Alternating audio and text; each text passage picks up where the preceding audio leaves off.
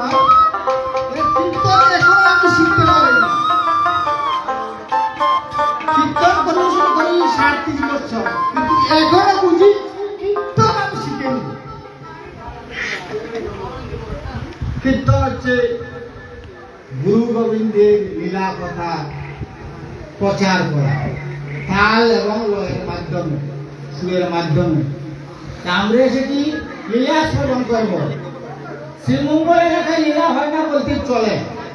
দেখে মুরারিযুক্ত দেখতে হনুমান জন্মগ্রহণ করেছেন কোথায়? আমাদের অতি কাছে গর্ভবতী মুরারি পরগনা বর্ষলা গ্রামে। মুরারিযুক্ত হনুমান, এই মুরারিযুক্ত কলিতে দিন রাত কষ্টকালীন লীলা স্মরণ মনে করতেন। লীলা, কিন্তু আমরা বলি কলিতে কোনো লীলাই নেই, সেদিকে যাবো না। মহান বলেছেন কলিতে একমাত্র গল্প হচ্ছে রাধা